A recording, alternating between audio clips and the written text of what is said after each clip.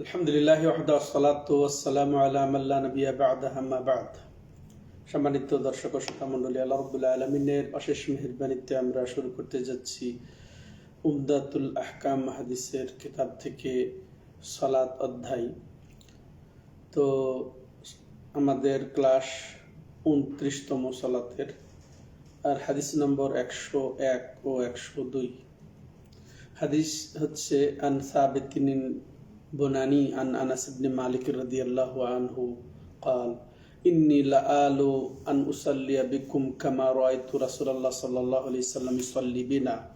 قال ثابت فكان أنس يصنع شيئا لا أراكم تصنعونه. كان إذا رفع رأسه من الركوع انتصب قائما حتى يقول القائل قد نسي، وإذا رفع رأسه من السجدة مكث حتى يقول القائل قد نسي. দ্বিতীয় হাদিসটি আন আনাস ইবনে মালিক রাদিয়াল্লাহু আনহু قال ما صليت خلف إمام قط أخف صلاة ولا أتم صلاة من النبي صلى الله عليه وسلم. তাহলে প্রথম হাদিসটির আমরা অর্থ শুনি। প্রথম হাদিসটি বুখারীর হাদিস। সম্মানিত দর্শক ও শ্রোতা মণ্ডলী, এরপরে এই হাদিসের অর্থ হলো সাবিত আল বানানি প্রখ্যাত তাবি, ইনি বর্ণনা করছেন কার থেকে? আনাস বিন মালিক, যিনি নবী সাল্লাল্লাহু আলাইহি সাল্লামের 10 বছরের খাদেম ছিলেন, যিনি কাছাকাছি থেকে সার্বক্ষণিক বলা যায় যে তিনি তার সালাতকে ফলো করেছেন, দেখেছেন। তার থেকে সাবেত আল বোনানি নবী সাল্লাল্লাহু আলাইহি সাল্লাম সালাতের কিছু সিস্টেম এখানে উল্লেখ করছেন। قال, তো এই আনাস রাদিয়াল্লাহু তাআলা আনহু বলেন, ইন্নী লাআলু আন উসাল্লিয়া বিকুম কামা রাআইতু রাসূলুল্লাহ সাল্লাল্লাহু আলাইহি সাল্লাম ইউসাল্লি বিনা, যে আমি তোমাদের সাথে কোনো ত্রুটি করব না, তোমাদের কাছে কোনো কমতি করব না, কোনো একেবারে আমি এক্ষেত্রে কোনো রকমের ভুল করব না, যে যেমনভাবে আমি রাসূলুল্লাহ সাল্লাল্লাহু আলাইহি সাল্লামকে সালাত আদায় করতে দেখেছি বা তিনি যেভাবে আমাদেরকে সালাত আদায় করিয়েছেন সেটা বয়ান করার ক্ষেত্রে। قال সাবেত বলছেন যে ফাকানা আনাস ইয়াসনাউ শাইয়ান লা আরাকুম তাসনাউনাহু। সাবেত অন্যান্য তাবিদেরকে বলছেন, অন্যান্য মুসল্লিদেরকে বলছেন যে আমি যেভাবে আনাস রাদিয়াল্লাহু তাআলা আনহুকে করতে দেখেছি, সালাতে বা আমল করতে দেখেছি, সেটা তোমাদের মাঝে পাচ্ছি না, দেখছি না। আল্লাহু আকবার, সেই কালের কথা। তাহলে এখন যদি কোনো সাহাবী, কোনো তাবি যদি দেখতেন আমাদের সালাতের অবস্থা, তাহলে কি বলতেন? তো তিনি আর আনাস, দেখেন এখানে হাদিসের বুঝতেও হবে, আনাস রাদিয়াল্লাহু তাআলা আনহু বলছেন আমি কোনো ধরনের ত্রুটি করব না, কমতি করব না, নবী সাল্লাল্লাহু আলাইহি সাল্লাম যেভাবে আমাদেরকে সালাত আদায় করতে দেখেছেন ওইভাবে আমি বয়ান করার ক্ষেত্রে। আর সেই আনাসের কথা সাবেত বলছেন যে আমি যেভাবে আনাস রাদিয়াল্লাহু তাআলা আনহুকে সালাত আদায় করতে দেখেছি সেটা তোমাদের মাঝে পাচ্ছি না। এবার সাবেত রাহিমাহুল্লাহ বলছেন, কানা ইদা রাফা রাসাহু মিনার রুকু, আনাস রাদিয়াল্লাহু তাআলা আনহু যখন রুকু থেকে মাথা উঠাতেন, ইনতাসাবা কাইমান, একেবারে খাড়া হয়ে যেতেন, দাঁড়িয়ে খাড়া হয়ে যেতেন, একেবারে সোজা হয়ে যেতেন। হাত্তা ইয়াকুল আল কায়েল, তার এই খাড়া অবস্থা দেখে এমনকি কেউ বলতে থাকতো যে মনে হয় তিনি সালাতে যে আছেন এটা ভুলেই গেছেন, বা তিনি যা সিজদা করবেন দাঁড়িয়ে আছেন, সিজদা করবেন এটা ভুলে গেছেন। ওয়াইদা রাফা রাসাহু মিনাস সাজদা, এরপরে যখন তিনি সিজদা থেকে উঠতেন, অর্থাৎ প্রথম সিজদা থেকে উঠতেন, এটাই বোঝা যাচ্ছে।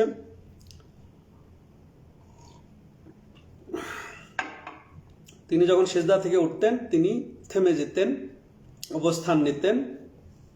হাত্তা ইয়াকুল আল কাইল কাদ নাসি, এমনকি কেউ তখন বলা শুরু করতো বা বলতে থাকতো যে উনি হয়তো ভুলেই গেছেন যে তিনি সালাতে আছেন, বা পরে আরেকটা সিজদা দিতে হবে। আল্লাহু আকবার। এই হচ্ছে অবস্থা কার? আনাস রাদিয়াল্লাহু তাআলা আনহু, যিনি দীর্ঘদিন নবী সাল্লাল্লাহু আলাইহি সাল্লামকে পেয়েছেন একেবারে সার্বক্ষণিকের সাথে। তাহলে এই আমাদের শিক্ষা তো যথেষ্ট তো এই হাদিস থেকে আমরা যেটা পাচ্ছি সম্মানিত দর্শক ও শ্রোতা মণ্ডলী, যে সালাতের মাসআলা হচ্ছে যে অবশ্যই এই দুই রুকন, অর্থাৎ রুকু থেকে উঠে দাঁড়ানো, এটা জরুরি। আমাদেরকে কিছুক্ষণ দাঁড়াতেই হবে, স্থিরতা অবলম্বন করতে হবে। ওখানে স্বতন্ত্র দোয়া আছে, সেটা স্বতন্ত্র দোয়া আছে, রব্বানা লাকাল হামদ, রব্বানা ওয়ালাকাল হামদ, রব্বানা লাকাল হামদু হামদান কাসীরান তাইয়িবান মুবারাকান ফি, আরো এর চেয়ে বড় দোয়া। বরং অনেকে বলেছেন যে রুকুতে যে সুবহান রাব্বিল আযীম বলি তার চেয়েও বড় দোয়া এটা।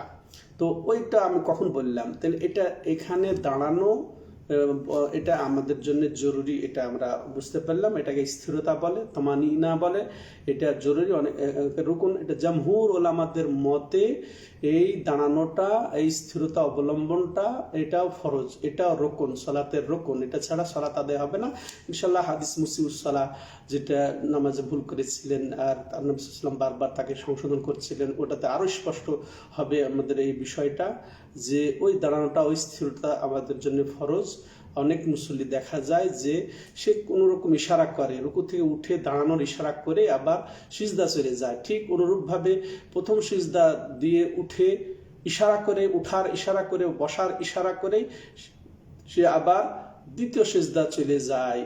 এটা পাবতে আসছে, দ্বিতীয় সিজদা চলে যায়। এটা এটা এটা নামাজ হবে না, এটা রুকুন পরিত্যাজ্য, এটা জামহুর উলামায়ে কেরামের মত। দেখেন এই দুই অবস্থানকে, এই স্থিরতা এবং দুই সিজদার মাঝের বসাটাকে ইমাম বুখারী, ইমাম মুসলিম কিভাবে সুসাব্যস্ত করেছেন তাদের কিতাবুস সালাতে, অর্থাৎ ইমাম বুখারী রাহমাতুল্লাহ আলাইহি কিতাবুস সিফাতিস সালাহ, কিতাব সিফাতুস সালাহ, সালাতের পদ্ধতি, এই অধ্যায়ে বাব রচনা করেছেন, স্বতন্ত্র পরিচ্ছেদ রচনা করে বলছেন আত-তামানিনাতু হিনা ইয়ারফাউ রাসাহু মিনার রুকুই, যে তামানিনা স্থিরতা, প্রশান্তি অবলম্বন করা যখন তার মাথাকে রুকু থেকে উঠাবে।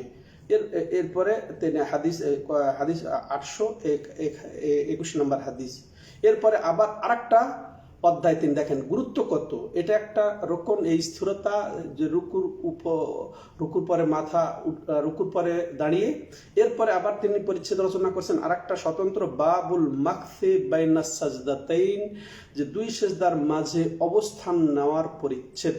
এর দ্বারা কি বোঝা গেল, ইমাম বুখারী রাহমাতুল্লাহ আলাইহি যার হাদিসকে আমরা ঐক্যমতে মেনে নিই, আসাহুল কুতুব বাদা কিতাবিল্লাহ, আল্লাহর কোরআনের পরে বিশুদ্ধতম কিতাব, হ্যাঁ মাশাআল্লাহ, এই যে সহিহ বুখারী। আর তিনি দুইটা পরিচ্ছেদ রচনা করেছেন, যে রুকু থেকে দাঁড়িয়ে যে স্থিরতা অবলম্বন, আবার দুই সিজদার মাঝে বসে অবস্থান নেওয়া, দুইটা পরিচ্ছেদ তিনি। এবং মুসলিম, হ্যাঁ, তার 472 নম্বর এতে তিনি বলছেন কিতাবুস সালাহ, সালাতের অধ্যায়। এরপর বাব তিনি পরিচ্ছেদ রচনা করছেন কি, যে বাবু ইতিদালি আরকানিস সালাহ, অর্থাৎ তিনি যদিও বাব করেন নাই, ইমাম নাওয়াবী এগুলা পরিচিতি করেছেন, কিন্তু ওখানে বাব কি, ইতিদালু আরকানিস সালাহ ওয়া তাখফিফুহা ফি তামাম, যে সালাতের রুকুনের মাঝে স্থিরতা বা সোজা হওয়া, হ্যাঁ সোজা হওয়ার পরিচ্ছেদ, এবং পরিপূর্ণতার সাথে হালকা করা, এই পরিচ্ছেদও তিনি রচনা করেছেন। এটা আমরা বুঝলাম প্রথম হাদিস থেকে। তো এবার আসেন দ্বিতীয় হাদিস। এখানে একই বিষয়ে, যেহেতু সেখানে আনাস রাদিয়াল্লাহু তাআলা আনহু বর্ণিত হাদিস তিনি বর্ণনা করছেন এবং বলছেন, মা সাল্লাইতু খালফা ইমামিন কাত্তু আখাফফা সালাতান ওয়ালা আতাম্মা সালাতান মিনান নবী সাল্লাল্লাহু আলাইহি সাল্লাম। তিনি বলতে চাচ্ছেন যে নবী সাল্লাল্লাহু আলাইহি সাল্লাম অপেক্ষা আমি এমন কোন ইমামের পিছে সালাত আদায় করি নাই যে যার সালাতটা নবী সাল্লাল্লাহু আলাইহি সাল্লাম থেকে হালকা, পরিপূর্ণতার সাথে হালকা করে কোন ইমামের পিছনে আমি সালাত আদায় করি নাই নবী সাল্লাল্লাহু আলাইহি সাল্লামের অপেক্ষা। মানে নবী সাল্লাল্লাহু আলাইহি সাল্লামই এক ইমাম, হ্যাঁ, যিনি সালাতকে পরিপূর্ণতার সাথে হালকা করে সমাধান করতেন। আল্লাহু আকবার, এটা কথাই শেষ। হ্যাঁ, তো এই হাদিস থেকে আমরা যে মশলাটা নেব, যে নবী সাল্লাল্লাহু আলাইহি সাল্লামের তরিকায় ছিল, পদ্ধতি ছিল, যে যদি তিনি ইমামতি করতেন তাহলে তিনি হালকা করে সালাত আদায় করতেন। হালকার উদ্দেশ্য কি, হালকার সিস্টেম কি, ওই যে তিনি অবশ্য কাছাকাছি সবগুলা আদায় করতেন, এবং এক্ষেত্রে ওলামায়ে কেরাম যেটা বলেছেন, হালকার যেটা সিস্টেম বা পদ্ধতি হতে পারে যে ওইতে হালকা এবং পরিপূর্ণ। পরিপূর্ণ কোনটা? আদনাল কামাল, যেটা অনেক ওলামায়ে কেরাম বলেছেন যে সেটা হচ্ছে কি, যে কথা রুকু, যেমন রুকুতে যে একেবারে কমপক্ষে 3 বার তাসবিহ বলা, সুবহানা রাব্বিল আযীম, সুবহানা রাব্বিল আযীম, সুবহানা রাব্বিল আযীম। এরপরে উঠে ওই যে দোয়াগুলা, যেগুলা সুন্নতি দোয়া, ওই দোয়াগুলা পূর্ণ করা, অনুরূপভাবে সিজদা, এটা হচ্ছে হালকা। পরিপূর্ণতার সাথে হালকা, এটা আমাদেরকে বেছে নিতে হবে সম্মানিত দর্শক ও শ্রোতা মণ্ডলী। তো এটা অনেকে করেছেন যে আসলে হালকা বলতে যেটা অর্ফ, যেটা সাধারণত বোঝায় যে কোনো দুর্বল থাকলে যেটা করতে হয় সেটা নবী সাল্লাল্লাহু আলাইহি ওয়াসাল্লাম, নির্ধারিত কোনো দলিল নেই যে 3 তাসবিহ পড়া, এটা নির্ধারিত কোনো দলিল না থাকলেও সাধারণত হালকার ভাবটা এরকমই বোঝায়, যার কারণে ওলামায়ে কেরাম এটা উল্লেখ করেছেন। তো এরপরে আমরা যেটা এখানে এটা উল্লেখ করতে পারি যে হালকা বলতে যে আমরা এত হালকা করব না যাতে একেবারে কমতি হয়ে যায়, ঘাটতি হয়ে যায়, অসম্পূর্ণ হয়ে যায়, বিঘ্নিত হয়ে যায় সালাতের খুশু খুজু, এরকম হালকাও করব না, আবার এমন লম্বা করব না যাতে মানুষ বিরক্ত হয়ে যায়। তো এর মাঝামাঝি অবস্থান, অবস্থানে এটি পরিপূর্ণতা এবং হালকা হবে, এটাই আমাদেরকে লক্ষ্য করতে হবে। এরপরে দ্বিতীয় মাসআলা যেটা এই হাদিস থেকে আমরা পাই যে, আর হাদিসে যেমন ওয়াইন কানা লা ইয়াসমাউ বুকা সাবি ফায়ুখাফিফু মাখাফাতা আন তুফতানা উম্মুহু, যে এটা বুখারীর হাদিস, যে নবী সাল্লাল্লাহু আলাইহি সাল্লাম যখন শিশুদের কান্না শুনতেন পিছনে তার মুক্তাদির মধ্য থেকে, তখন তিনি ওই মা যেন না হয়, কষ্টে না পড়ে, ফিতনায় পড়ে না যায়, এই জন্য তিনি হালকা করতেন। তো হালকার ওটা আমরা বুঝলাম। তাহলে বিভিন্ন অন্য কারণে দুনিয়াবি কোনো আকস্মিক কোনো ঘটনা ঘটে গেলে, বিষয় এসে গেলে সালাতকে হালকা করার এখানে দলিলও আমরা পাচ্ছি। যে তাহলে এভাবে অনেক ইমাম উল্লেখ করেছেন, এরকম কোনো মুক্তাদিকে আসার আওয়াজ শুনলে, যে তিনি রুকুতে আছেন, ইমাম রুকুতে আছেন, এমন সময় কোনো মুক্তাদি আসছে, এটা বুঝতে পারলে তাসবিহ বাড়ানো যায়, জিয়াদা বা বেশি করা এটা বৈধ বোঝা যায়। তেমনি ভাবে দেরি করা যায় সালাতে, মাসলাহাতের কারণে বেরিয়ে না গেলেও। এই ছিল আজকের হাদিস। সম্মানিত দর্শক ও শ্রোতা মণ্ডলী, আমরা এভাবে সালাত আদায় করব যেভাবে আমরা নবী সাল্লাল্লাহু আলাইহি সাল্লামের সালাত আদায়ের পদ্ধতি শুনছি স্বয়ং সাহাবায়ে কেরাম সালাফে সালেহিন থেকে। তো আর এই সালাত নবী সাল্লাল্লাহু আলাইহি সাল্লামের পদ্ধতি সাহাবায়ে কেরাম এমনভাবে অবলম্বন করতেন, এমনভাবে ফলো করতেন যে সব ক্ষেত্রে, আর বিশেষ করে সালাত একটা গুরুত্বপূর্ণ আমল, অতএব আমাদেরকে কিভাবে এই বিষয়টা লক্ষ্য করতে হবে এটা বুঝতেই পারছি। আল্লাহ আমাদেরকে তৌফিক দান করেন। হাদা ওয়া সাল্লাল্লাহু আলা নবিনা মুহাম্মদ ওয়া আলা আলিহি ওয়া সাহবিহি আজমাইন। সুবহানাকাল্লাহুম্মা বিহামদিকা আশহাদু আল্লা ইলাহা ইল্লা আনতা আস্তাগফিরুকা ওয়া আতুবু ইলাইক।